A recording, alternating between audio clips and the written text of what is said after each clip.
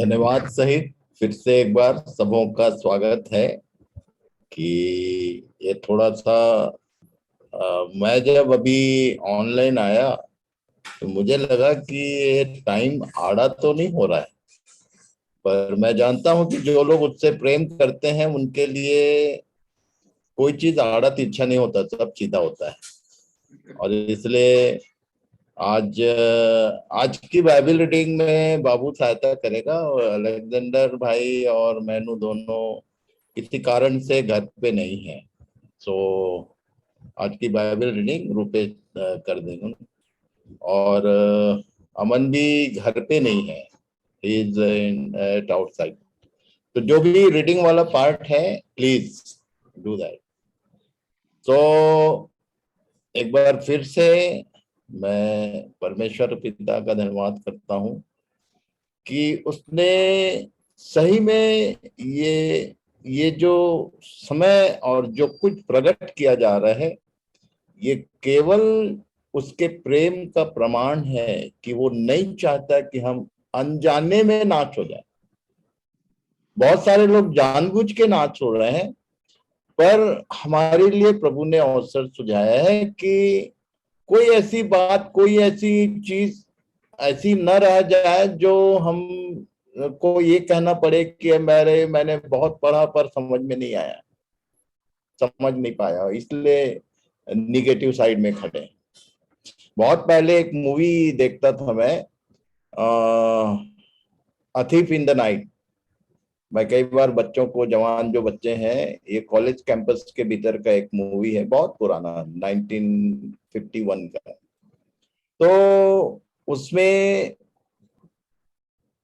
Specially ये जो तीन कैटेगरी है उसी के ऊपर पूरी मूवी है। वो अवेलेबल है यूट्यूब में, a thief in the night. उसमें तीन कैटेगरी रहती है। मैं बहुत पहले, ये जब सब बच्चे जिनकी, ये सब जब बैचलर थे और मैनू, बबली और ये सब, किसी की शादी नहीं हुई थी, तो जवानों की एक मीटिंग करके वो मूवी को दिखाया करता था मैं उनको। उस समय से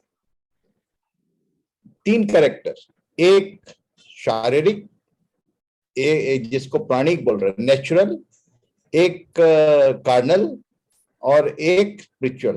तीन लड़कियां हैं उसमें और उनके ऊपर पूरी मूवी है।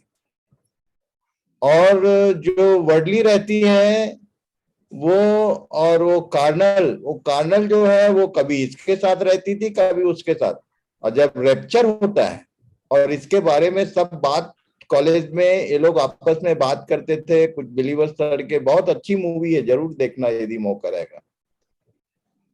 उसमें बताया है कि एक पास्टर जब रैप्चर हो जाता है तो पास्टर बैठे रहता है अकेले चर्च में सिर पीटते हुए, और ये जो कार्नल होती है वो छूट जाती है, और वो जो स्पिरिचुअल रहती है वो उसका रैप्चर हो जाता है। तो ये कार्नल जो रहती है वो भागते फिरती है, और वो जो यूनियन, वो जो एंटी क्राइस्ट का किंगडम के जो सिपाही है वो ढूंढते रहते हैं, जिनके माथे पे छाप नहीं है उनको गला काटने के। ऐसी वाली मूवी है, वो बहुत इंटरेस्टिंग है। जरूर, जो नहीं देखा है उसको मैं बोलूंगा देखना जरूर। तो वो पास्टर सिर पिटते रहते हैं। मैं उसके वर्ड्स मुझे याद है, I preached it, I read it, I, वो ये सब बोल बोल के रोते रहता है, और आखिर में उसका भी गला काटा जाता है, स्लॉटर आउट, क्योंकि उसने उस विषय को प्रचार भी किया पर खुद अप्लाई नहीं किया। ये बातें यूं ही नहीं है। और इसलिए मुझे प्रभु ने जहां तक हेल्प किया है, मैं माइन्यूटली जाने का प्रयास कर रहा हूं कि कोई ऐसी बात आपके अंदर न रह जाए। अब जैसे ज्योति की बात कल हो रही थी,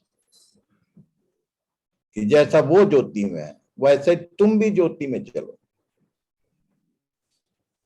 ये करना ही पड़ेगा, आप चाहे आप कुछ भी करो, पर अपने आप को ट्रांसपेरेंट करना ही होगा। It's a demand.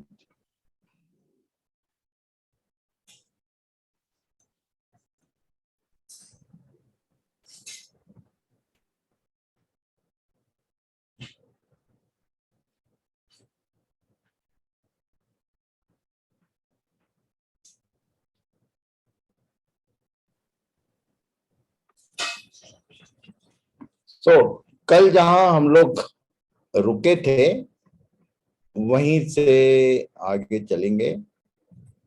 read it, Babu. The best example of rebirth. ये लाइफ साइकिल ऑफ चिकन। कल हम लोग इसी यहीं आके कंक्लूड किए थे कि मुर्गी से पैदा हुआ, उसमें जीवन है, पर ना वो अपनी माँ को देख सकता। मतलब जिसको कुछ ना दिखता है, ना वो चलता है, ना उसको कुछ दिया जाए तो खा सकता है जीवन उसके भीतर। हर नेचुरल मनुष्य के भीतर परमेश्वर ने ये क्षमता रखी है। शर्त ये है कि उसको ये रीजनरेशन मालूम हो जाए, और उसका कॉन्सेप्ट हम लोग देखने का प्रयास कर रहे हैं। तो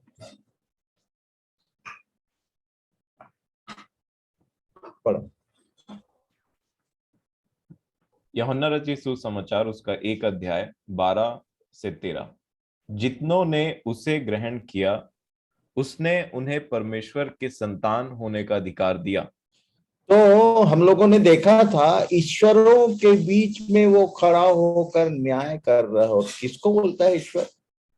दोज ही वर, जो उसके चिल्ड्रन हैं, जो उसके संतान होने का अधिकार प्राप्त है। और ये अधिकार किसको दिया गया है? पुराने नियम के हर व्यक्ति को, इवन मूसा को बोला घर का सेवक, सर्वेंट ऑफ दैट हाउस, और वो बोलता है कि उसका घर हम हैं। का मतलब हमारी सेवा के लिए वो सारे कैरेक्टर परमेश्वर ने रखे कि हम उसके पुत्रत्व को ठीक ठीक समझे, उन कैरेक्टर्स के जो भी आउटपुट है उसके अनुसार। इसलिए जितनों ने उसे means Jesus means water, blood and spirit. और ये इतना सिस्टमैटिक है, कई बार मैंने देखा है एक से, खासकर साउथ से ऐसे ऐसे ड्रामेटिक चीजें आती हैं। अब प्रचारक जो मेन स्पीकर होता है वो अनाउंस करता है, how many want to get that spirit of God, सामने आ जाए। अब भीड़ के भीड़ चले आता है और प्रचारक हाथ हिलाता है और पता चला सारे लोग नीचे गिर जाते हैं और बोले special anointment is come down on the people. आज ये समझाने वाला हूं, ऐसे किसी चक्कर में गलती से पड़ मत जाना। ये जो पवित्र आत्मा है, मान लो कि एक साफ सुथरा रहने वाला व्यक्ति वो मेरे घर आया। मेरे घर में मेरी जो पोती है उसका खेलकूद पूरा खिलौना को पूरा चारों तरफ फैला के रखती है, सोफा में सीटिंग जितना है पूरा। यदि मैं उसको बोलूंगा, जो भी गेस्ट आ रहा है उसको मैं बोलूंगा कि आइए सर बैठिए, तो वो देखेगा मेरे को ध्यान से। वाई? अरे भाई, एक गेस्ट है साफ सुथरा, और घर में जितना जो बैठकी है वो समझो गंदगी फैली हुई है, बच्चा छोटा है।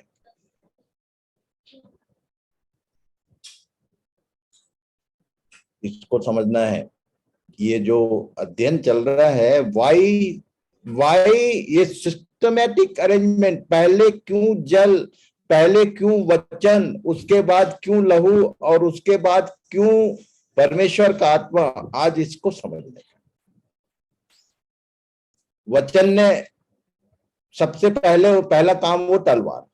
अब मान लो शैतान बाहर चला गया तो तलवार क्या करेगा? तुमको काटेगा? नहीं, वो उसका काम बदलता है।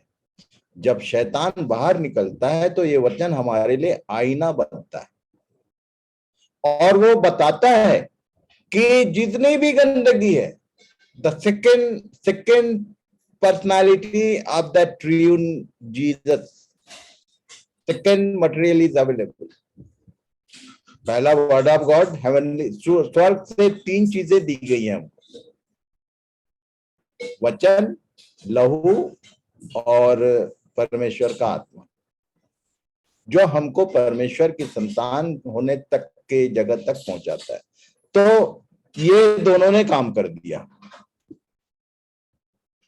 अब एक बहुत डेंजरस कंडीशन है, इसको अपने आप को पहले देखो और अपने आसपास जो भी हैं, चाहे वो फैमिली मेंबर्स ही क्यों ना हो, चाहे वो पति पत्नी आपस में क्यों ना हो, या बच्चे और पेरेंट्स, एक एक एक सिचुएशन मनुष्य नाम के जीव का ये होता है।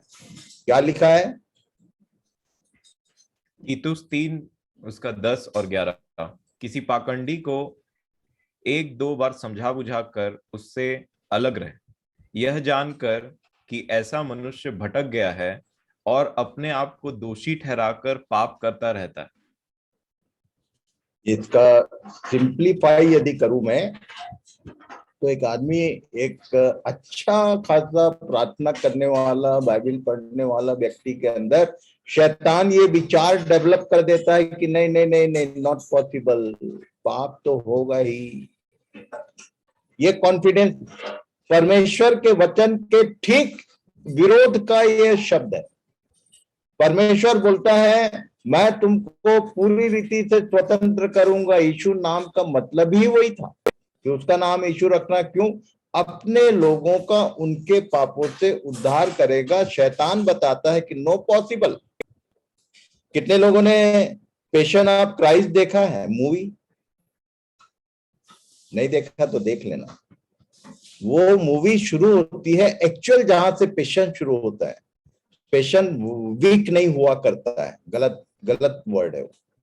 Passion of Christ, it was started from the Gethsemane of garden।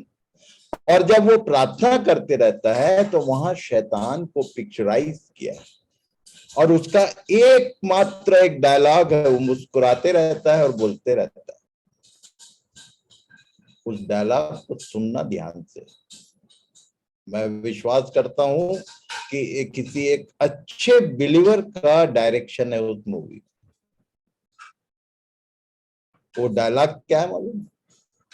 Being a human one you can't do this.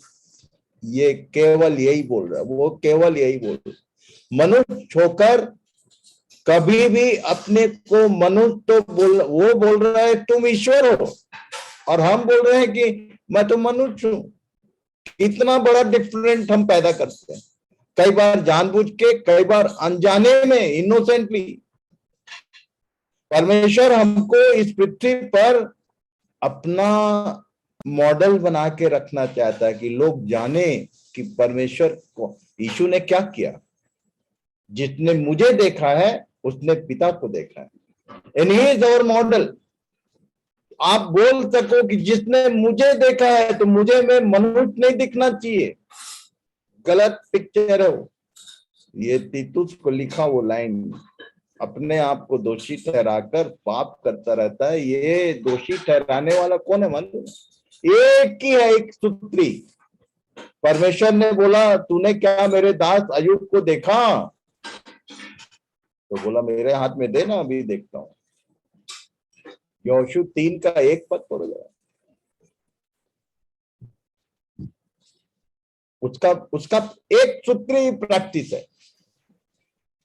यहोशू 3 3:1 उसका 1, यहोशू सवेरे उठा और सब इजरायलियों सॉरी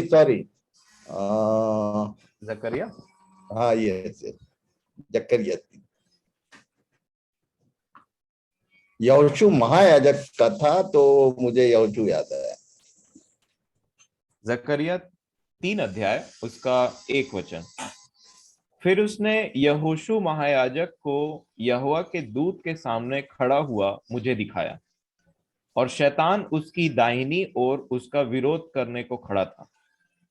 जब तभी भी, चाहे आप यहाँ पर, चाहे आप स्वर्ग में, परमेश्वर के बगल में जाएंगे ना, तो ये विरोध करने वाला खड़ा रहता है। ये बोलता है ये अभी कल तक तो मेरा जन था, अभी अचानक तेरा कैसे हो जाएगा? एक सूत्रीय कार्यक्रम है उसका। इसलिए don't say I am a human one, ये जो जो अध्ययन हम कर रहे हैं, इट्स नॉट, ये संसार का कोई आदमी इसको समझ ही नहीं सकता। जो बात मैं बता रहा हूं, जो बात मुझ में होकर प्रभु बता रहा है कि कैसे एक साधारण मनुष्य को परमेश्वर ईश्वरत्व देता है इसी पृथ्वी पर, इसी देह में, और आपको वो उसी दृष्टि से देखता है। ईश्वरों के बीच में ईश्वर खड़ा है। इसलिए ये विचार तो हटा के बैठना इस अध्ययन में कि मैं तो एक मनुष्य हूं। No, you are in the process to be similar to God. Yeshu भी मनुष्य था, उसको भी एक अवसर था, वो बोल रहा था, 3 बार बोला उसने, हो सके तो, पर फाइनली बोला नहीं, मेरी नहीं तेरी इच्छा पूरी। परमेश्वर की इच्छा ये है कि तुम्हारे अंदर मनुष्यत्व के साथ साथ ईश्वरत्व को स्थापित करे। उसी का हम अध्ययन कर रहे हैं। इसलिए मेरा सबसे एकदम नम्र निवेदन है कि ये सिंपल क्लासेस नहीं है, साधारण बातें नहीं है। जिस गंभीरता पूर्वक हम देख रहे हैं, आपको उतना गंभीर होना ही पड़ेगा अपने व्यक्तिगत जीवनों में, ताकि आप दूसरों के लिए मॉडल बन सको। पढ़िए यिर्मयाह नबी की पुस्तक 17 अध्याय 9 से 10। मन तो सब वस्तुओं से अधिक धोखा देने वाला होता है, उसमें असाध्य रोग लगा है, उसका भेद कौन समझ सकता है। मैं यहोवा मन की खोजता और हृदय को जांचता हूं, ताकि प्रत्येक जन को उसकी चाल चलन के अनुसार अर्थात उसके कामों का फल दूं। ये मन बोलने से क्या, मन बोलने से या हृदय बोलने से, वो जो पंप है उसको हृदय बोलते हैं क्या? या मन बोलने से ये जो मांस का टुकड़ा है हमारे हेड में, उसको बोलते हैं? मन बोलने से कुछ नहीं, your pre knowledge which is total worldly human knowledge, यही धोखेबाज है। ये जो हमारा प्री नॉलेज है, जो हम पहले से जानते हैं, यही तुम्हारा बैरी है, याद रखो, यही फंसाएगा। इसीलिए बाइबल, परमेश्वर बोलता है कि ये जो मन है, ये जो तुम्हारी थिंकिंग है, यो माइंड मीन्स वो मांस का टुकड़ा का बात नहीं कर रहा है, तुम्हारे सोच, तुम्हारे विचार, उसको, उसके बारे में बोल रहा है, उसको हटाऊंगा बोलता है। यदि तुम चाहोगे तो हैंड ओवर योर सेल्फ। ये क्या बोल रहा?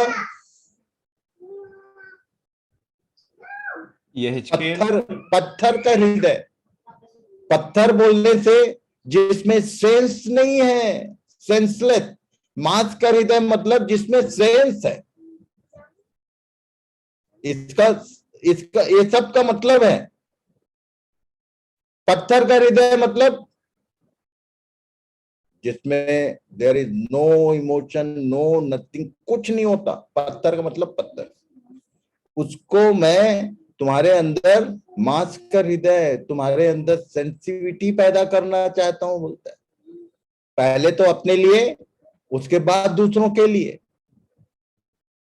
मालूम है, कोढ़ नाम का एक बीमारी होता है। कोढ़ हो जाता है तो क्या होता है? वो पार्ट सेंसलेस हो जाता है। ये तो हृदय की बात कर रहा है, हृदय में कोढ़। लेविटिक्स में पढ़ लेना कोढ़ के बारे में। मैं जब पढ़ा, कपड़े में कोढ़, घर में कोढ़, मैं बोला यार आदमी के शरीर में कोढ़ होता है, ये लिखने वाला पागल हो गया क्या? पर वो बताया कि वो तो परमेश्वर बोल रहा था। Uncleanness is called similar to leprosy. दाग और धब्बा जो हमारे कपड़ों में गर्मी में जो पसीने के कारण बनता है, या कहीं हम ड्यूटी आवर्स में जाते हैं तो जो भी इसको कपड़े का कोढ़ बोलते हैं। अशुद्धता परमेश्वर को बर्दाश्त है ही नहीं, और इसलिए मांस का हृदय का मतलब with sense a heart. अब वो आत्मा देकर ऐसा करूंगा कि तुम चल सकोगे, बोल रहा। इसके लिए बहुत सिंपल, लोगों के हृदय छिद गए थे और वो पूछ रहे थे कि भाई अब ठीक है, भूल तो हमने कर दिया, क्योंकि पतरस ने फाइनली चार्ज किया था कि तुम लोगों ने उसको क्रूस पे चढ़ाया, तुम्हारे कारण मारा गया। आज के डेट में क्या हमारे लिए ये शब्द लागू नहीं होता है कि वो जो मसीह, वो जो यीशु क्रूस पे गया, किसके कारण? केवल उन्हीं लोगों के लिए था वो लाई, उनमें हम भी सब शामिल होते हैं, हमारे कारण मारा गया। तब यहां लिखा है, तब सुनने वालों के, पढ़ो बाबू।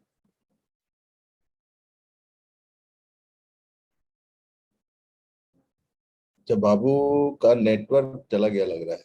अमन, कैन यू रीड?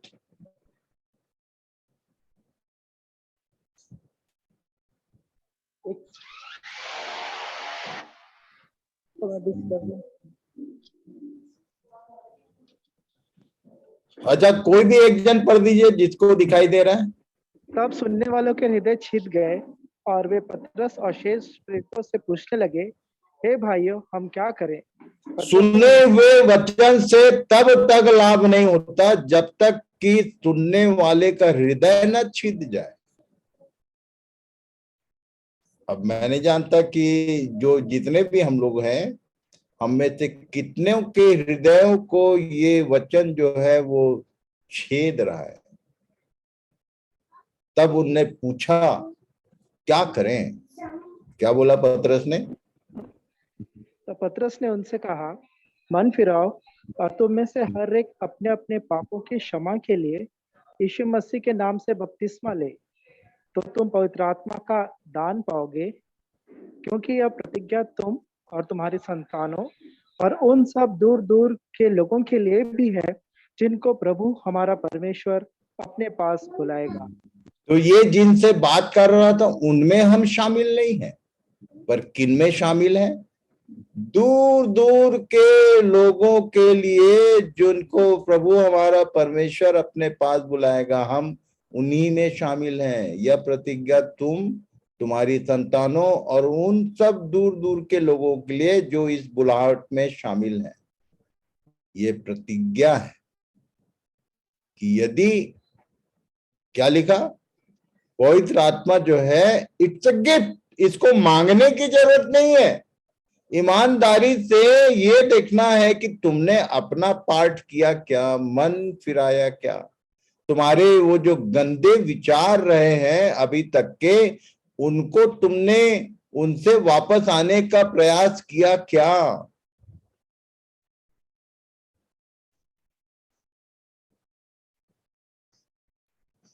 अगला वर्ष पढ़ लो। आ गया रुपेश, आ गया। जो योएल 2:13। योएल 2:13, अपने वस्त्र नहीं पर अपने मन ही को फाड़ कर अपने परमेश्वर यहोवा की ओर फिरो। ये मुख्य, हाँ, इस पूरे पद में मुख्य लाइन ये ग्रीन है, वस्त्र नहीं मन ही को फाड़ कर, का मतलब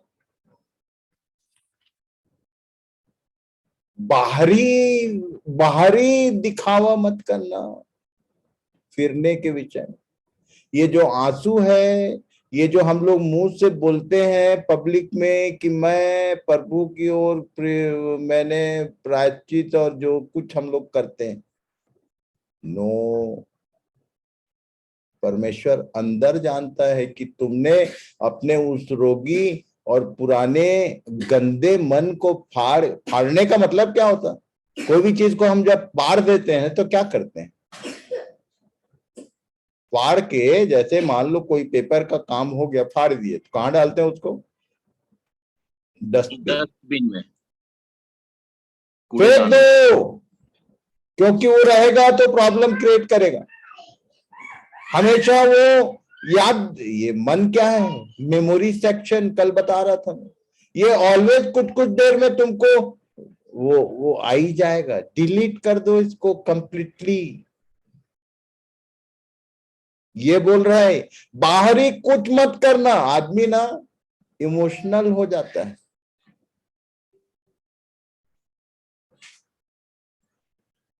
खासकर जब जब नया साल का समय होता है, अब याद करना, आसपास दृष्टि करना। एक से एक लोग कसम खाते हैं कि आज के बाद ये नहीं, आज के बाद वो नहीं। मुझे भी याद आता है, एक हफ्ता से ज्यादा नहीं लगा था मेरे को। मैं बोला आज के बाद ड्रिंक बंद। एक हफ्ता लगा, उसके बाद फिर से वही। प्रैक्टिकली जानता हूं। बहुत सारी चीजों के हम लोग मन बनाते हैं कि ऐसा नहीं करूंगा, पर तुम कर नहीं सकते जब तक पवित्र आत्मा नहीं आएगा। और उसके आने का तो भैया एक डेंजर वाला ये एक वाक्य बताया हमारे प्रभु यीशु मसीह ने। इसको पढ़ लो और भूलना मत। लूका रचित सुसमाचार 11 अध्याय 24 से 26। जब अशुद्ध आत्मा मनुष्य में से निकल जाती है तो सूखी जगहों में विश्राम ढूंढती फिरती है। एक मिनट, इसी को पहले समझ। तलवारबाजी में मार खा के ये ढीठ और जो जो कुछ हमने अध्ययन किया, ये निकल गया। कहां उसको आराम मिलता है, विश्राम कहां ढूंढते फिरती है? सूखी जगहों। सूखी जगह बोलते किसको है भाई? जल रहित। वो सूखी जगह बोलने से मरुस्थल में उसको आराम मिलता है, ऐसा नहीं है। ऐसे मनुष्य वो मनुष्यों में ही वास करता है। ये अशुद्ध आत्माएं जब गिरासिनियों के देश में, जब वो सेना को यीशु ऑर्डर कर रहा था, कमांड दे रहा था कि निकल इसमें से, तो उन लोग निवेदन किए कि सुअरों को झुंड में, उसको बॉडी चाहिए, मूविंग बॉडी चाहिए। पेड़ पौधे में नहीं रहता वो भूथा बंगला। अरे सब गणितबाजी है शैतान को, तुमको धोखा डालते। उसको एक देह चाहिए। और कैसी देह? सूखी जगह। ऐसा मनुष्य जिसके भीतर वचन नहीं है, वचन को रख दिया है अलमीरा में, हाँ तो समझ लेना कि अशुद्ध आत्मा तुम्हारे अंदर होगा ही। You can't deny. ये वचन को शिफ्ट करो अपने अंदर, शिफ्ट करो अपने अंदर। ये अंदर आएगा तो पहली बात इस वर्ष में यीशु बोल रहा था अशुद्ध आत्मा मनुष्य में से निकल जाती है तो सूखी जगहों में विश्राम ढूंढती फिरती है, पर पाती नहीं है। ये पाती नहीं का मतलब, क्योंकि वो सूखे जगह जो है पहले ही हाउसफुल है, जगह नहीं है वहां पहले से। वहां पर तो सेनाएं भरे पड़ी है। तब क्या बोलती है भाई, आगे बढ़ो। जब नहीं पाती, और जब नहीं पाती तो कहती है कि मैं अपने उसी घर में जहां से निकली थी लौट जाऊंगी। और वो वापस घूम के आती है भाई। जितने लोगों के जीवन में वचन ने काम किया, लहू ने काम किया, तुम सुन लो ध्यान से। और आकर उसे कैसा मिल रहा है भाई? झाड़ा बुहारा और सजा सजाया पाती। ये किसने झाड़ बुहार किया और किसके लिए किया? ये वचन जो है ये दिखाता है ज्योति की नहीं, प्रकाशित करता है। इधर गंदा है, उधर गंदा। लोहू उसको धोता है, साफ सुथरा करके इंतजार कर रहा है। किसके लिए? कि परमेश्वर का आत्मा आएगा, उसके लिए तैयार करता है। पता चला कि वो तो नहीं आया, और तब ये उस बीच में ये वापस आ गया। देखा कि अरे बढ़िया साफ सुथरा है। क्या लिखा भाई, पढ़ो। ये लाइन भूलना मत, बाकी पूरा भूल जाओ। क्या लिखा आगे? तब वह आकर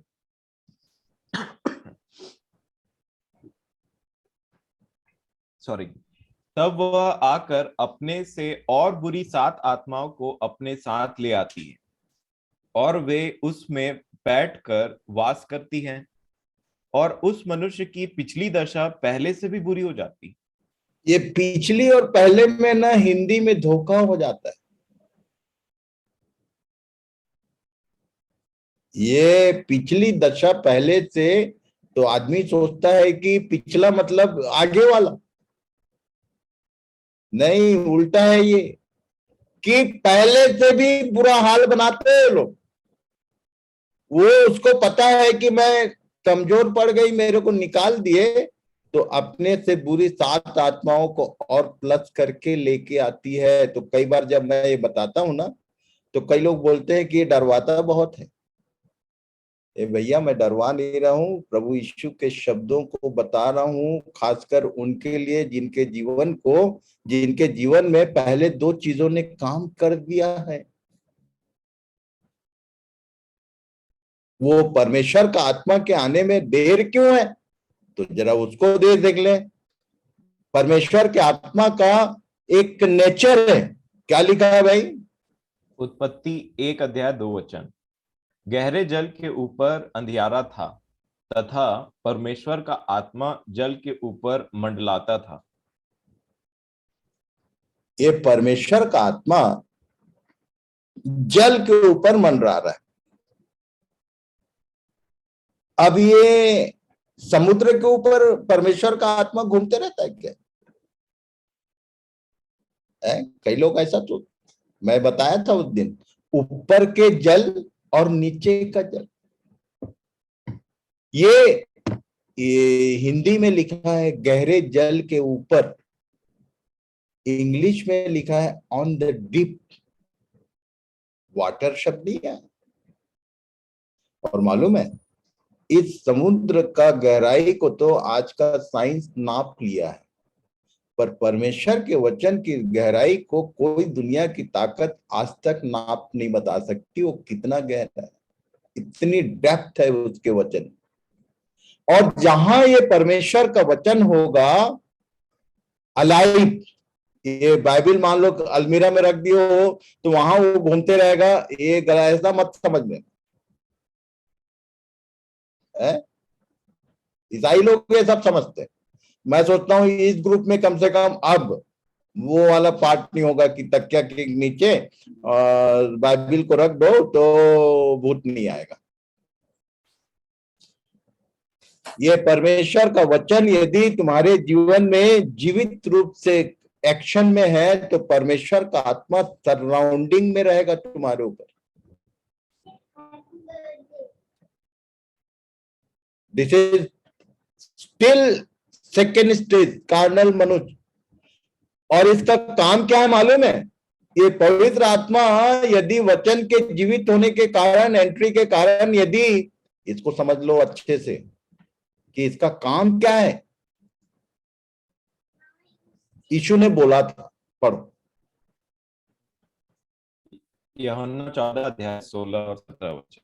मैं पिता से विनती करूंगा और तुम्हें एक और सहायक देगा कि वह सर्वदा तुम्हारे साथ रहे, अर्थात सत्य का आत्मा, जिसे संसार ग्रहण नहीं कर सकता, क्योंकि वह न उसे देखता है और न उसे जानता है। तुम उसे जानते हो क्योंकि वह तुम्हारे साथ रहता है और वह तुम में होगा। दो कंडीशन है परमेश्वर के आत्मा का, 2 कंडीशन है। ठीक से पढ़ो बाइबल। एक साथ वाला और दूसरा अंदर वाला।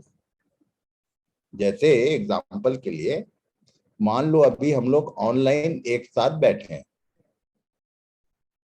ठीक, हम लोग बात भी कर सकते हैं, देख भी सकते हैं।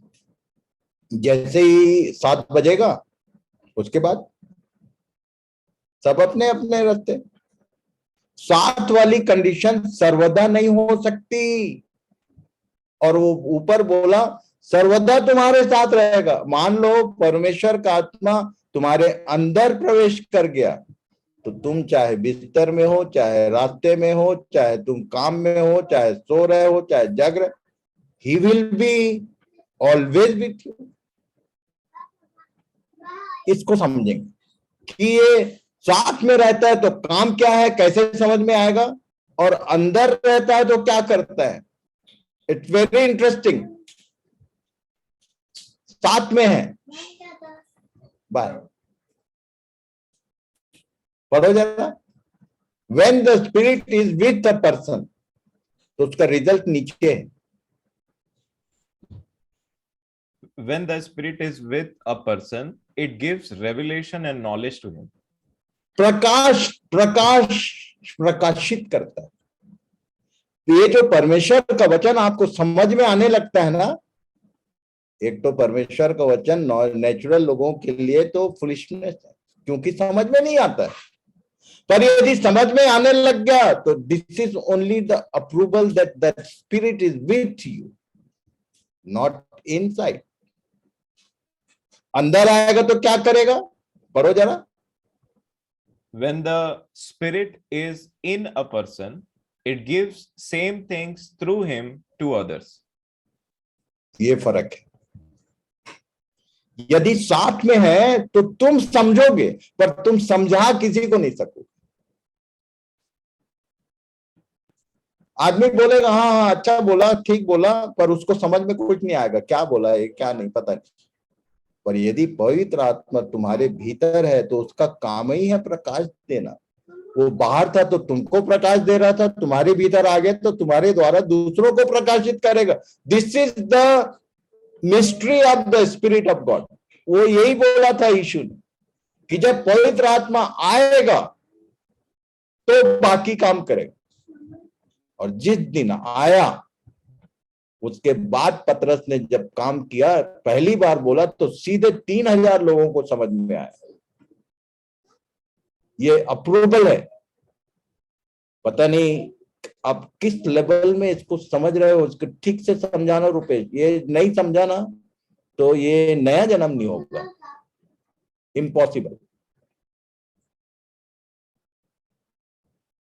अब जरा एक विशेष बात यहां पर घुसा रहा हूं मैं कि आपको समझ में आए कि ये पवित्र आत्मा का एंट्री का मतलब क्या होता है। पढ़ो। रोमियो की पत्री 9 अध्याय 6 वचन से लेकर 11 वचन तक। यह नहीं कि परमेश्वर का वचन टल गया, इसलिए कि जो इजराइल के वंश के हैं, इसलिए कि जो इजराइल के वंश हैं वे सब इजरायली नहीं, और न इब्राहिम के वंश होने के कारण सब उसकी संतान ठहरे, परंतु लिखा है कि इजहाक ही से तेरा वंश कहलाएगा। अर्थात शरीर की संतान परमेश्वर की संतान नहीं, परंतु प्रतिज्ञा के संतान वंश गिने जाते। क्योंकि प्रतिज्ञा का वचन यह है कि मैं इस समय के अनुसार आऊंगा और सारा के पुत्र होगा। और केवल यही नहीं, परंतु जब रिबका भी एक से अर्थात हमारे पिता इसहाक से गर्भवती थी और अभी तक न तो बालक जन्मे थे और न उन्होंने कुछ भला या बुरा किया था, कि उसने कहा कि जेठा छुटके का दास होगा। ये जेठा और छुटके का एक टॉपिक डाल रहा हूं मैं। ये जेठा छुटका क्या है और इसका हमारे इस विषय से क्या संबंध है, इसको ठीक से समझना। आगे उत्पत्ति 25 अध्याय 21 से 23। इसहाक की पत्नी तो बांस थी, सो उसने उससे निमित्त यहोवा से विनती की और यहोवा ने उसकी विनती सुनी। सो उसकी पत्नी रिबका गर्भवती हुई और लड़के उसके गर्भ में आपस में लिपट के एक दूसरे को मारने लगे। तब उसने कहा मेरी जो ऐसी ही दशा रहेगी तो मैं क्यों कर जीवित रहूंगी। और वह यहोवा की इच्छा पूछने को गई। तब यहोवा ने उससे कहा तेरे गर्भ में 2 जातियां हैं और तेरी कोख से निकलते ही 2 राज्य के लोग अलग अलग होंगे और एक राज्य के लोग दूसरे से अधिक सामर्थी होंगे और बड़ा बेटा छोटे के अधीन होगा। यहाँ एक चीज याद दिला दूं, मैं मिसिंग कर गया था उस दिन, कि जब नया जन्म होता है हमारा अंदर अंदर, तो ध्यान करना, कई बार जो माता होती है ना, वो बच्चों के मूवमेंट को महसूस करती है। बोले लात मारा, ऐसा भी बोलते हैं बच्चे। कहां पर? अभी पैदा नहीं हुआ है, सम मूवमेंट इज देयर पेट के भीतर, जब तुम्हारा वचन के अनुसार कुछ जन्म हो जाए तो कुछ मूवमेंट यदि होने लगे तो तुम कुछ बहादुरी मत समझ लेना। अभी बचा है वो, जब तक कि गर्भ से बाहर ये आएंगे नहीं। तेरे गर्भ में 2 जातियां हैं, जब ये आएंगे निकलते ही 2 राज्य के लोग अलग। मैं इसको पढ़ता था, मैं बोला कि यार ये क्या क्या बोलता है, जरा पढ़ो गलाती में पौलुस इसको समझाया, तब मेरे को बोला अच्छा बेटा खांचा ये है, पढ़िए। गलातियों की पत्री 4 अध्याय 22 से 27। यह लिखा है कि इब्राहिम के 2 पुत्र हुए, एक दासी सबसे पहले बता दूं, ये तुम्हारा जो जीवन है ये इब्राहिम का घर है, और उसमें 2 पुत्र हैं, एक दासी से और एक स्वतंत्र स्त्री से। हाँ आगे। परंतु जो दासी से हुआ वह शारीरिक रीति से जन्मा, और जो स्वतंत्र स्त्री से हुआ वह प्रतिज्ञा के अनुसार जन्मा। इन बातों में दृष्टांत है। ये स्त्रियां मानो 2 वाचाएं हैं, एक तो सीनै पहाड़ की जिससे दास ही उत्पन्न होते हैं, और वह हाजिरा है। और हाजिरा मानो अरब का सीनै पहाड़ है, और आधुनिक यरूशलेम उसके तुल्य है, क्योंकि वह अपने बालकों समेत दासत्व में है। पर ऊपर की यरूशलेम स्वतंत्र है, और वह हमारी माता है, क्योंकि लिखा है कि हे बांझ, तू जो नहीं जानती आनंद कर, तू जिसको पीड़ाएं नहीं उठती गला खोलकर यह जय जयकार कर, क्योंकि त्यागी हुई की संतान सुहागिन की संतान से भी अधिक है। ये क्या बोलना चाहता है भाई? तो ये पैराबल है किसका? इसहाक और इस्माइल। अभी एक उदाहरण बताता हूं। अब भाई रुपए सामने ही है। कल कितना उम्र बोले थे भाई? 27 साल क्या बोली थी? अच्छा राउंड फिगर में, आज पूरा कैलकुलेट करने की जरूरत नहीं है। 27 कंप्लीट, ठीक। अभी रुपेश का उम्र 27 साल। नया जन्म कब हुआ? 2019 में। 2019 से अभी कितना हुआ? 3 साल नहीं हुआ। कौन बड़ा है? जेठा कौन है? शरीर या आत्मा? शारीरिक जीवन जेठा है कि आत्मिक जीवन जेठा है? आत्मिक। आत्मिक जीवन जेठा नहीं है, वो तो 3 साल का है। नहीं, शारीरिक जीवन जेठा है। यस। और वो तंग करता है, हंसता है। तू कहां परमेश्वर की बात कर रहा है? कौन? ये हमारे बंदर की बात है, ये समझा रहा है पौलुस। आगे की बात तब तक नहीं समझ में आएगी जब तक ये समझ में नहीं आए कि एक घर में 2 राज्य है अलग अलग, एक शारीरिक है और एक आत्मिक है। और आत्मिक जीवन को ये हमारा जो शारीरिक पार्ट है ना, ये बोलता है तू क्या करेगा रे कल का बच्चा? कहां 27 साल और कहां 3 साल? हाजिरा और उसका पुत्र, उसका उपाय क्या किया गया? पढ़ो भाई, ये सीधे बोला यहां पर। गलातियों 4:28 से 31। हे भाइयों, हम इसहाक की नई प्रतिज्ञा के संतान हैं। ये आत्मिक लोगों से बात कर रहा है, तो बोल रहा है कि हम शारीरिक नहीं, हम इसहाक की नई प्रतिज्ञा की संतान हैं। और जैसा, पढ़ो, उस समय शरीर के अनुसार जन्मा हुआ आत्मा के अनुसार जन्मे हुए को सताता था, वैसा ही अब भी होता है। इसका क्या मतलब? Are you understanding? समझ में आ रहा है ये कि नहीं आ रहा है? जी। नहीं तो यहीं रुक जाओ, इसको समझ लो पहले कि शरीर के अनुसार जन्मा हुआ आत्मा के अनुसार जन्मे हुए को जैसा सताता था, अभी भी वैसा ही होता है हर व्यक्ति के जीवन में जिसके अंदर वचन और लहू ने काम कर दिया है।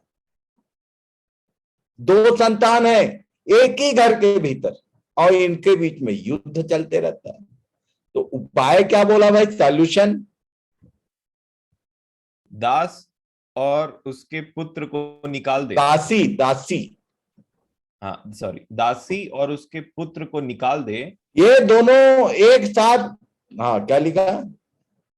क्योंकि दासी का पुत्र स्वतंत्र स्त्री के पुत्र के साथ उत्तराधिकारी नहीं होगा। इसलिए हे भाइयों, हम दासी के नहीं परंतु स्वतंत्र स्त्री की संतान हैं। हाँ, तो ये जो रेड लाइन में जो लाइन जो बात लिखी है ना, वो करना पड़ेगा। दासी और उसके पुत्र को निकाल बाहर कर, और नहीं तो ये दुख देता रहेगा। इसका शुरू से बोला कि ये जन्म होते साथ दो अलग अलग दोनों उन्हीं मतलब उत्तर दक्षिण रहेंगे, और इनके बीच में झगड़ा होता रहेगा जब तक ये है। निकाल बाहर कर बोला उसको। ये सब उसी का एग्जाम्पल है, पढ़ लेना बाद में। जितना ये जेठा और छुटका, जेठा मालूम है परमेश्वर के राज्य का वारिस शरीर लोहू और मांस तो जाएगा ही नहीं, बोला पौलुस ने पहला कुरिन्थी 15 अध्याय। मांस और लोहू परमेश्वर के राज्य के अधिकारी नहीं हो सकते, तो कौन होगा? वो जो बाद में पैदा हुआ, अभी 3 साल हो रहा है, वो ही जाएगा। इसको क्या करना है? इसी के लिए ये सारे उपाय किए गए। पढ़ो जरा रोमियो की पत्री 6वां अध्याय 5 से 7। क्योंकि यदि हम उसकी मृत्यु की समानता में उसके साथ जुड़ गए हैं, तो निश्चय उसके जी उठने की समानता में भी जुड़ जाएंगे। मरे हुओं में से जी उठने की बात, मरे हुओं में से जी उठने के द्वारा नया जन्म में एंटर कर रहे हैं हम। वो वचन के द्वारा नया जन्म हो गया, अभी पैदा नहीं हुआ, याद रखना, अंदर है तब। फिर से पढ़ना इसको, क्या लिखा है? यदि हम उसकी मृत्यु की समानता में उसके साथ जुड़ गए हैं, तो निश्चय उसके जी उठने की समानता में भी जुड़ जाएंगे। आगे, क्योंकि हम जानते हैं कि हमारा पुराना मनुष्यत्व उसके साथ क्रूस पर चढ़ाया गया। वेट, डू यू नो हमारा पुराना मनुष्यत्व तो मतलब वो पूरा कितना 27 साल कहां जाना चाहिए? पुराना मनुष्यत्व किसको बोल रहा है? ये शरीर के द्वारा उत्पन्न जो संतान है, स्वभाव, पुराना स्वभाव, पुरानी बातें, पुराना नेचर, पुराना उठ बैठ, हिसाब किताब, ये सब कहां जाना चाहिए? निकाल बाहर कर, मतलब क्रूस पर। It is not for you, go to mamma. कहां जाना चाहिए? ये दासी और उसके पुत्र को निकाल दे का मतलब पुराना मनुष्य तो उसके साथ क्रूस पर चढ़ाया गया। पाप का शरीर, ये जो शरीर है ना पाप का हमारा, ये माँ है, हाजिरा है, और ये जो मनुष्यत्व है ये बेटा है इस्माइल, जो हंसता है किसके ऊपर? ये जो नया जन्म हुआ। पता नहीं इसकी गंभीरता समझ में आएगी कि नहीं, प्रभु करे सब लोग इसको समझ सके। प्रॉब्लम यही है, ताकि पाप का शरीर व्यर्थ हो जाए और हम आगे को पाप के दासत्व में न रहें। जब तक ये नहीं होगा पाप का दासत्व जाएगा नहीं। कुछ भी कर लो तुम रोते रहोगे कि प्रभु यहाँ ये हो गया, वहां ये हो गया। 2 जन को लेके चल रहे हो, पुराना भी है और नया भी है। जो मर गया वो पाप से छूटकर धर्मी ठहरा, और मरने जीने की जब बात होती है, पढ़ो भाई रोमियो की पत्री 6:3 से 4। क्या तुम नहीं जानते कि हम जितनों ने मसीह यीशु का बपतिस्मा लिया, अभी जब बपतिस्मा शब्द आता है तो बुखार चढ़ जाता है सबको। किसका बपतिस्मा? मसीह यीशु का। ना डूब का लिखा है, ना छिड़काव का लिखा है, ना मेनोनाइट का लिखा है, ना सीएनआई का लिखा है। ये मसीह यीशु का बपतिस्मा का मतलब क्या होता है इधर लिखा हुआ है भाई, पढ़ लो। गले उतरे तो ठीक, ना उतरे तो भी ठीक, मुझे क्या करना है। जितनों ने मसीह यीशु का बपतिस्मा लिया तो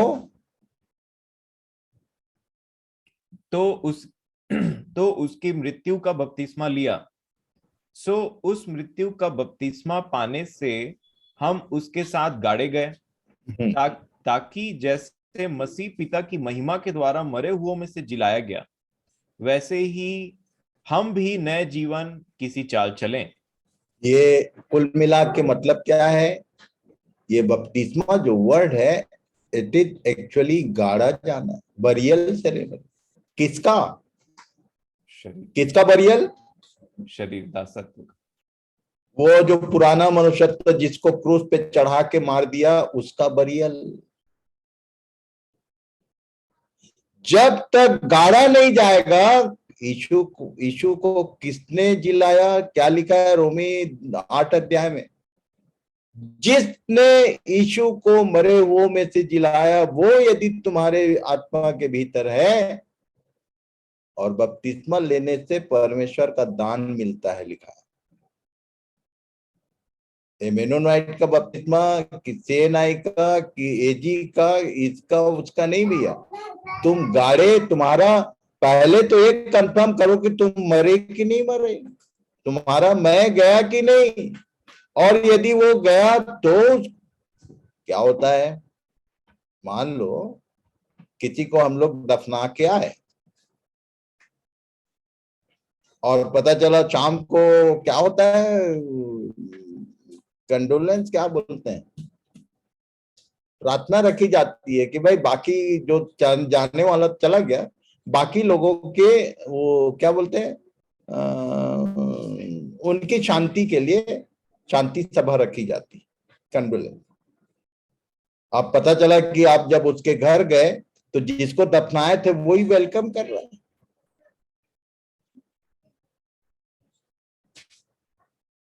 संसार के नियम के अनुसार तो तुमने जिंदा आदमी को दफना दिया है, तो तुमको तो पहले सजा होने वाला।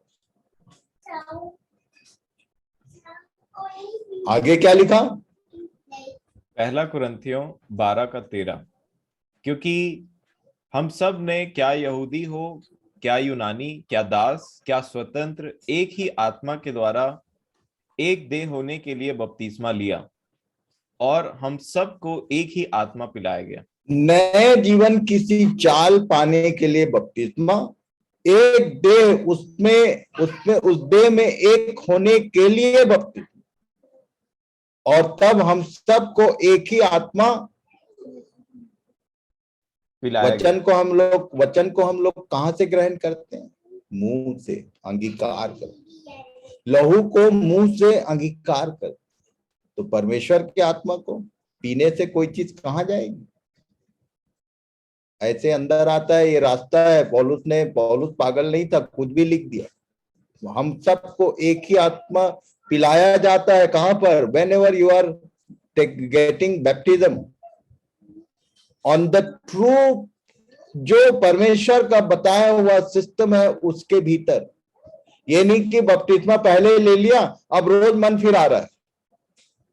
उल्टा सीधा कुछ भी एक्सेप्ट करेगा ही नहीं वो, क्योंकि इसका पवित्र आत्मा को अंदर आने के लिए, जो वो आत्मा जो पवित्र है, उसके अंदर आने के लिए लहू और उसके वचन का काम जरूरी है। इसलिए उसने सिस्टमैटिक अरेंजमेंट किया। पढ़ो भाई। रोमियो 6:8-11।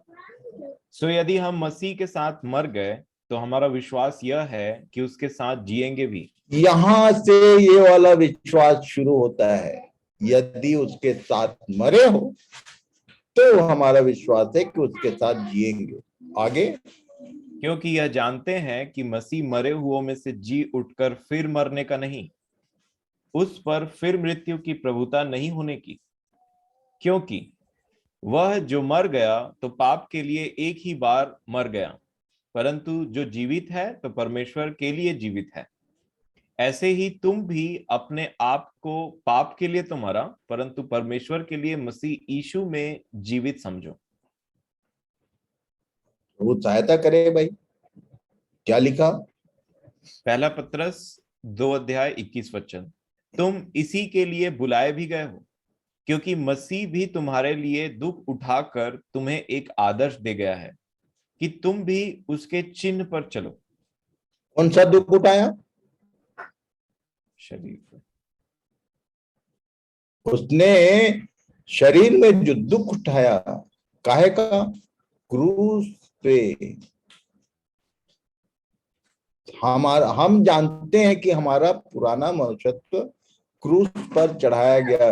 ये उसने मॉडल दिया हमको। उसके लिए भी बहुत भारी था, बहुत कठिन था। कितने बड़े लज्जा की बात थी। क्रूस की मृत्यु उन दिनों में बहुत ज्यादा शेमफुल पनिशमेंट होता था, जो बहुत ज्यादा, जिसके लिए मतलब मार दिया, गर्दन काट दिया तो वो सरल होता था। ये बॉडी टंगी रहती थी और चील कौवे लोग नोच नोच के खाते थे। ऐसा ऐसा मृत्यु होता था।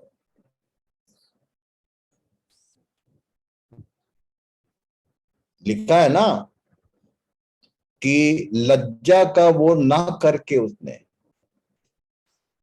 12 अध्याय इब्रानी, मेरे ख्याल से याद होना चाहिए। तुम भी यदि इन बातों से लजाओगे, अरे बोले पागल हो गए लोग। ये मालूम है, ये जो दो सफेद बाल वाले हैं हमारे बीच में, इन्हीं लोग बताएंगे कि जब इन्होंने बपतिस्मा लिया था तो कितना बड़ा बड़ा कांड ये लोग झेले हैं।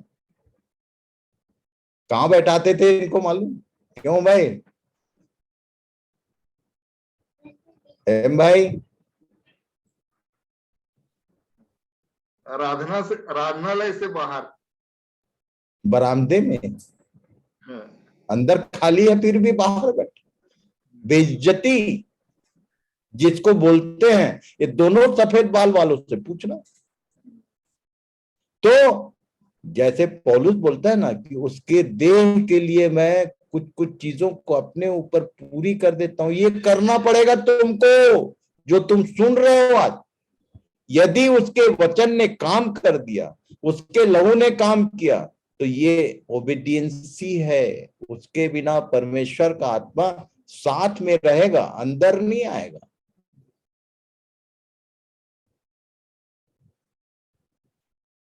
ओके, पढ़ लेना इसको। जीसस इज द मॉडल, आदर्श दे गया। ए विश्वास वचन बोलते हैं हम लोग। किसी को याद है क्या? ये हमारे मेनोनाइट चर्च में, अरे मैं तो बॉर्न मेनोनाइट हूं ना। यदि कोई पूछता है कि कौन से चर्च से बिलोंग करते हो, तो मैं बताता हूं कि मेरा जन्म, ये विश्वास वचन किसी को याद है? पहले बहुत बोलते थे भाई। क्या है विश्वास वचन? मैं विश्वास करता हूं, मैं विश्वास करता हूं परमेश्वर पिता पर, जो स्वर्ग और पृथ्वी का सर्वशक्तिमान सृजनहार है, उसके इकलौते बेटे प्रभु। हाँ बस, अभी हम लोग मसीह के बारे में ध्यान कर रहे हैं, तो बाप को छोड़ो, उसको करो किनारे। और उसके इकलौते पुत्र, क्या?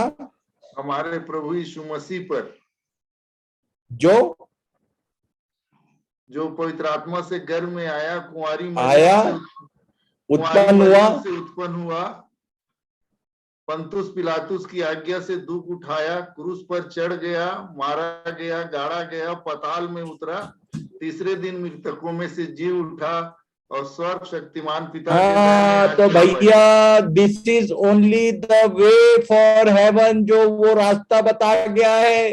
विश्वास वचन को रटो मत, करो। जैसे वो आया, जन्म लिया, वो क्रूस पे गया, वो कब्र में गया, और उसके बाद ही हेवन गया। इसको मैं बोलता हूं जेड टाइप टर्निंग। ये वो जितने गाड़ी चलाने वाले हैं उन लोग को मालूम है क्या क्या इसको क्या बोलते हैं, जेड को। आगे खतरनाक मोड़ है, ये दो तो टर्निंग है, क्रूज और कब्र। ये दोनों नहीं समझ में आया तो तुम स्वर्ग नहीं जा सकते। यदि इन दोनों को क्रॉस नहीं किया सावधानी से तो road is not clear for you. ये जो विश्वास वचन हम बोलते हैं, इसको किया किसी नहीं है, बोलते हैं अरे वो मॉडल है, वो यहाँ शरीर में पैदा हुआ, क्रूस पर दुख उठाया और कब्र में गया, वहां जिलाया गया और उसके बाद दिखाई दिया लोगों को। कितने दिन तक? 40 दिन तक दिखाई देता रहा। तुमको यही जीवित होके अपने जीवित जीवन को दिखाना पड़ेगा। मॉडल है वो, मॉडल बोलने से कुछ भी थोड़ी। जैसा जैसा वो किया वैसी वैसी हमारे साथ होना चाहिए। केवल वचन और लहू की जय बोलने से काम नहीं चलेगा। परमेश्वर का आत्मा इसके बिना आएगा नहीं भीतर। कुछ भी कर लो, तुम समझते रहोगे तुम दूसरों के लिए किसी काम के नहीं हो, तुम समझा नहीं सकोगे जब तक परमेश्वर का आत्मा भीतर नहीं आएगा। पढ़ो भाई। पहला पत्रस 3:21। और उसी पानी का दृष्टांत भी अर्थात बपतिस्मा यीशु मसीह के जी उठने के द्वारा अब तुम्हें बचाता है। उससे शरीर के मैल को दूर करने का अर्थ नहीं है, परंतु शुद्ध विवेक से परमेश्वर के वश में हो जाने का अर्थ है।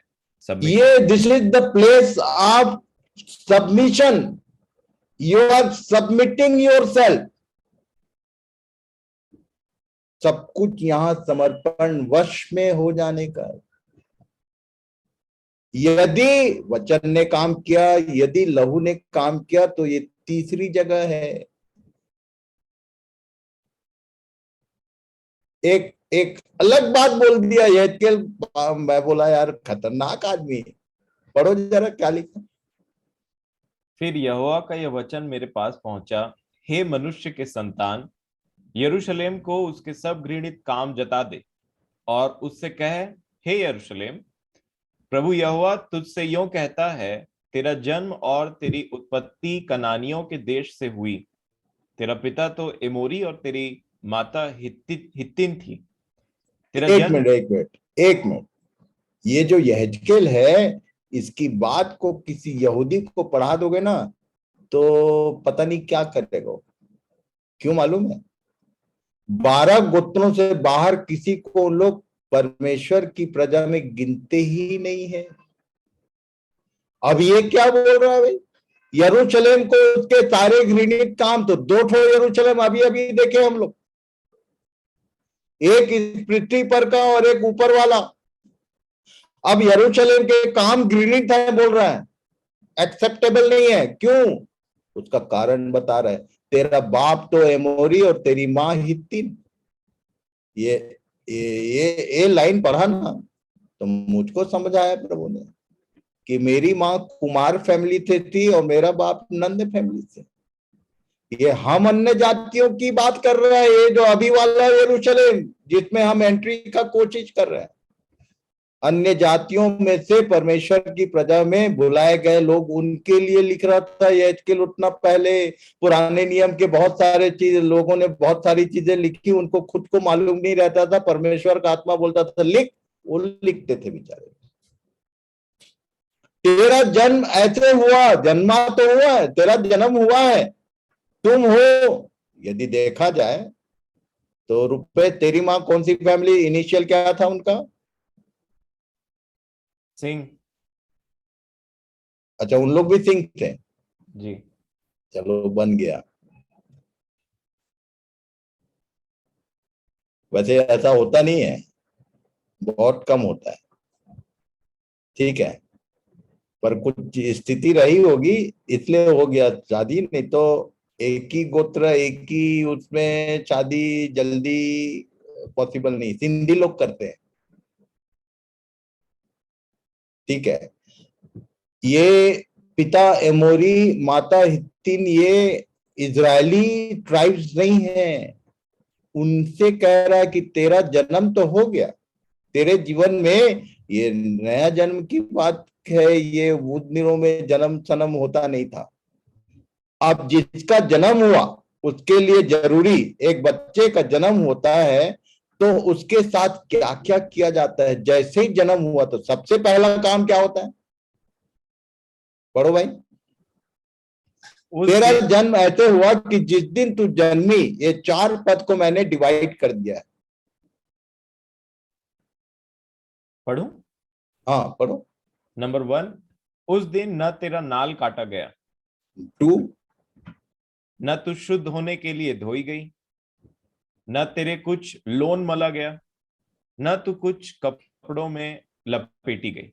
ये कंप्लीट एक ही पद है, 4 पद, उसको मैंने समझने के लिए अलग अलग किया हुआ है। सबसे पहले एक बच्चे का यदि जन्म होता है तो अभी तक जो कनेक्टिविटी जिसके थ्रू उसको फीडिंग हो रहा था उसी को पहले काटते हैं, और इसमें लेट हो गया तो समस्या हो जाता है। विदिन जैसे ही जन्म हुआ तो सबसे पहला नाल कटना चाहिए। तुम्हारा जन्म हुआ वचन के द्वारा, नाल कटा कि नहीं? उसके बाद उसको उसके जिस लिक्विड में वो अभी तक सरवाइव कर रहा था मां के पेट में, उसको धोया जाता है। उसके बाद एक लाइट ऑइंटमेंट लगाते हैं उसके शरीर के ऊपर, ड्राई स्किन ना हो जाए। उसके बाद कपड़े में लपेटा जाता है। ये सब को वर्सेस को पढ़ लेना, ये सब मिलेगा। ये नाल कटना मतलब इंस्ट्रूमेंट चाहिए ना। क्रूस क्या है मालूम है? इंस्ट्रूमेंट है, तुमको काटता है। मैं संसार के लिए, संसार मेरी कट। जब तक ये नहीं होगा, ये सब काम कहां होता है? बैप्टिज्म, उसी को बोलते हैं। आखिरी वाला पढ़ लो, कपड़ों में लपेटी गई, गलाती 3:27 क्या लिखा है, निकाल के पढ़ लो। गलातियों की पुस्तक पत्री 3:27 और तुम में से जितनों ने मसीह में बपतिस्मा लिया है उन्होंने मसीह को पहन लिया है। ये वस्त्र धारण किया जाता है, ये वो जगह है, सबको पढ़ लेना। गलाती 6:14, तीतुस 3:5, पहला कुरिन्थी 12:13, ये जो सामने लिखा है वो उधर पूरा होता है। तब जाके ये सब होने पर परमेश्वर का आत्मा एक्शन में आता है। अभी क्या हो गया भाई? Third stage, spiritual man, incarnation of Jesus the son of God in a man is called new birth. इसको बोलते हैं नया जन्म। जो काला स्टमैन कलर था, now the complete brightness is inside. कौन है? मसीह यीशु ने जन्म ले लिया। इसके आगे की बातें कल देखेंगे। Now our time is over today. प्रभु करे कि इसको ठीक से खांचे में बैठाओ अपने। ये कोई मिशन का काम नहीं है, कोई संस्था का काम नहीं है, परमेश्वर का वचन है जो सिस्टमैटिक अरेंज किया हुआ है। कुछ भी ऊपर नीचे नहीं हो सकता।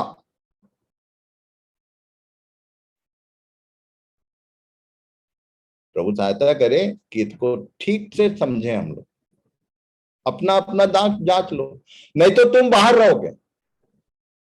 दुनिया में एक से एक कंपनीज हैं और एक से एक प्रकार के झुंड हैं और लोग हैं। जिन्होंने परमेश्वर के वचन में कुछ गोलमाल किया, हाँ, तो वो तुम उसको दाएं बाएं नहीं कर सकते। और मैं सिस्टमैटिक, प्रभु ने मुझे जो अगुवाई की है, स्टेप बाय स्टेप उसके सी, क्या बोलूं मैं, 11 अध्याय का 33 पद से पढ़ लो एक बार। इब्रानी 11, रोमी 11 का 33। ये सबको जब देखा ना वो, तो माथा पीट लिया। क्या बोलता है? रोमियो की पत्री 11 अध्याय 33 वचन। 33 से आगे आखिरी तक। आहा परमेश्वर का धन और बुद्धि और ज्ञान क्या ही गंभीर है, उसके वो विचार। तो गंभीर है, हम लोग गंभीर हैं क्या उसके पैरेलल? परमेश्वर की बुद्धि, उसका अरेंजमेंट, वो देख के पौलुस बोल रहा था, आहा आह निकल गया उसके मुंह से। इतना ज्ञानी व्यक्ति था, इतना सिस्टमैटिक अरेंजमेंट देख के वो हैरान रह गया। क्या लिख रहा है? आह परमेश्वर का धन और बुद्धि और ज्ञान क्या ही गंभीर है, उसके विचार कैसे अथाह और उसके मार्ग कैसे अगम है। प्रभु की बुद्धि को किसने जाना, या उसका मंत्री कौन हुआ, या किसने पहले उसे कुछ दिया है जिसका बदला उससे दिया जाए। क्योंकि उसी की ओर से और उसी के द्वारा और उसी के लिए सब कुछ है, उसी की महिमा युगान युग होती रहे, आमीन। वो ये जो कुछ भी कर रहा है अपने लिए कर रहा है। क्या कर रहा है? एक साधारण घास फूस कीड़े जैसे मनुष्य को ईश्वर का जगह दे रहा है। ये सब करके, इसको डिनाई करके कौन बचेगा? जिससे प्रभु ने बात किया, आज ये बातें यदि समझ में आए, anyone will pray and then आज की सभा यहीं समाप्त करेंगे। कोई भी एक जिससे प्रभु ने सही में बात किया, जिसको समझ में आया कि अरे ये सही में परमेश्वर का बुद्धि ज्ञान और ये सब कितना गंभीर है।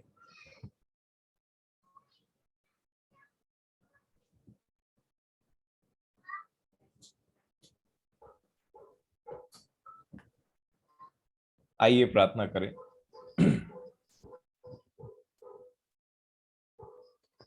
प्रेमी परमेश्वर पिताजी, बड़े आदर और धन्यवाद के साथ हम प्रभु यीशु मसीह के नाम से आपके चरणों में आते हैं।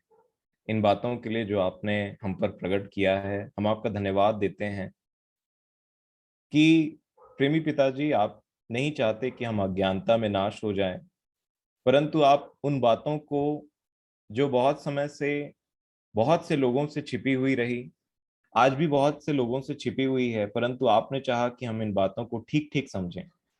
आपने चाहा कि उन दृष्टांतों को, उन बातों को जिससे आप प्रेम रखते हैं, वही लोग समझें।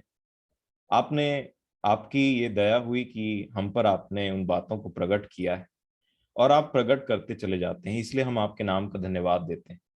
इन गंभीर बातों को, इन ऐसी बातों को जो संसार की दृष्टि से कोसों दूर है, बहुत ऊंचे पर है और वो उसे नहीं जान सकते, आपने हम पर दया किया, तरस खाया, और हम जो कुछ भी नहीं थे, आपने ऐसे लोगों को चुना।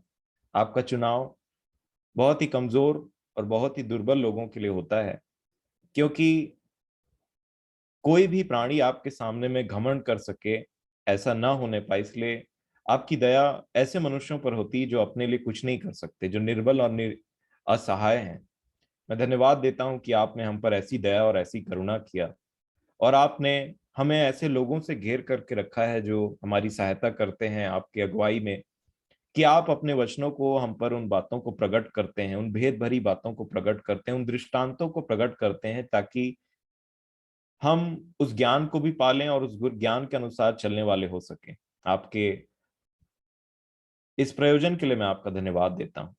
आपके उस धन्य आत्मा के लिए मैं आपका धन्यवाद देता हूं जो आप हमारे भीतर में बसाते हैं, और आपका ज्ञान, आपकी बुद्धि क्या ही गंभीर है प्रेमी पिताजी, आपका सिस्टमैटिसिटी क्या ही महान और क्या ही सोच से परे है। मैं धन्यवाद देता हूं अपने परिवार के साथ मिलकर के, हम सब धन्यवाद देते हैं कि प्रेमी पिताजी आपने चाहा कि ये सब बातें हम पर प्रकट हों, और इन चीजों के द्वारा हम अपने जीवन को देख सके कि हम में जहां भी डिसऑर्डर है, जहां भी हम आपके सिस्टमैटिसिटी से बाहर हैं, जहां भी हमारे जीवन में आपके वचन के अनुसार कोई भी बातें दाएं बाएं या इधर उधर होती हैं, हम क्रम में आ जाएं और उन बातों को जो आपके क्रम अनुसार है, अब हम अपने जीवन को आपके वचनों के आईने में देखते हुए उन सारी बातों को बड़े ही ऑनेस्टी के साथ में आपके सामने में ग्रहण करने वाले हो सकें। प्रेमी पिताजी, हमारी माता ऊपर की यरूशलेम है और हमारा जो ये शरीर है, ये आपकी इच्छा हुई कि जेठा छुटके का दास बने, और इसलिए मैं धन्यवाद देता हूं कि आपने इन बातों को हमें समझाया, ताकि हमारा जो पुराना शरीर का जीवन है जो बड़ा रहता है, आपका आत्मा जो बलवंत आत्मा है, जब यीशु ने कहा कि संसार में तुम्हें क्लेश होगा परंतु धाड़स बांधो, मैंने संसार को जीत लिया है। पिताजी, आपने दया किया हम पर कि वही जीता हुआ आत्मा आपने हमें पिलाया, हमें आपने दान के स्वरूप में दिया, ताकि हम भी आपके पुत्र के समान में इस संसार की सारी बातों के ऊपर में जय प्राप्त करें, और तब ये वचन जो आपने कहा हमारे जीवन में पूरा होते चला जाए कि जेठा छुटके का दास होगा, वो दास बने और वो उसको हम बाहर निकाल दें, जैसे अब्राहम ने हाजिरा को बाहर निकाला, उसके पुत्र को बाहर निकाला, वैसे ही हमारा पुराना जीवन और उसकी सारी बातें बाहर निकलती चली जाएं, और जो प्रतिज्ञा की संतान है और जो इसहाक के वंश से हैं, उस प्रतिज्ञा को पाएं और आत्मिक बने, क्योंकि आप आत्मा हैं और आपके पुत्र और पुत्री भी आत्मा ही हैं। इसलिए मैं आपसे विनती करता हूं कि हमारा जीवन आपके उस सिस्टमैटिसिटी में, जो बहुत ही गंभीर है और जो बहुत ही महत्वपूर्ण है, और जिसके लिए हम सबको आप बल दें कि हम अपने भीतरी मनुष्यत्व में बलवंत होते चले जाएं और आपके उस सिस्टमैटिक काम को देख सकें, और हम भी आपके पुत्र और पुत्री होने के नाते अपने आप को उस सिस्टम में रखें और उससे बिल्कुल भी न दाएं और न बाएं मुड़े। आपके इस प्रयोजन के लिए मैं सचमुच आपका धन्यवाद देता हूं और आपसे विनती करता हूं कि हम में से हर एक व्यक्ति आपके उस क्रूस को और इन बातों को जो बहुत गंभीर हैं, आप दया करें प्रभु जी, हमारी बुद्धि को खोलें और हमें समझ प्रदान करें कि इन बातों को हम बड़े ही गंभीरता से देखने वाले हो सकें। आप हम पर दया करें कि हम इन बातों को बार बार अपने पढ़ें और बार बार अपने चित्त में बसा लें, और यही बातें हमारे दिमाग में, हम इसको जब तक ठीक से ना समझ जाए, जब तक ये वचन देहधारी ना हो जाए, आप हमारी सहायता करें कि एक एक बात जो हम सीखते हैं ये हमारे लिए ट्रेजर से कम ना होने पाए, ये इसकी गंभीरता कम ना होने पाए। मैं अपने हर एक प्रियों को आपके हाथ में सौंपता हूँ, अपने आप को भी आपके चरणों में सौंपता हूँ और धन्यवाद देता हूँ, आपने हमारी बहुत सहायता की और इन बातों को हमें समझाया, और आपके अनुग्रह की ओर हम ताकते हैं कि आप हम पर अनुग्रह करें जब हम इस वचन को जीने के लिए चलते हैं। जब उस जेठे को छुटका दास बनाता है, आप सामर्थ प्रदान करें ताकि इन सारी बातों में आपके नाम की महिमा हो सके। मैं धन्यवाद देता हूं हमारे आपके इस प्रयोजन के लिए और हम सबके जीवन के लिए, और मेरे जितने प्रिय यहाँ पे हैं, आपके जो बेटे और बेटियां हैं जो आपने चुना, आपने दया किया, आपने तरस खाया कि ये बातें हम पर प्रकट हों, मैं धन्यवाद देता हूं में से हर एक के जीवनों के लिए और आपके उस महान करुणा के लिए। हम आपकी ओर निहारते हैं और हमारा विश्वास है कि आप हमें जीवित रखेंगे और फिर से हमें इन बातों में आगे सीखने और समझने के लिए आप हमारी सहायता करेंगे, आप हमारी मदद करेंगे। और इसीलिए मैं अपने सब प्रियों को आपके चरणों में सौंपता हूं और विश्वास के साथ में, धन्यवाद के साथ में विनती प्रभु यीशु मसीह के नाम से मांगता हूं। दया से सुने और ग्रहण कर लीजिए। आमीन। आमीन। तो गॉड ब्लेस यू ऑल। इन वचनों पर ध्यान करते रहें। Thank you very much. God bless you all.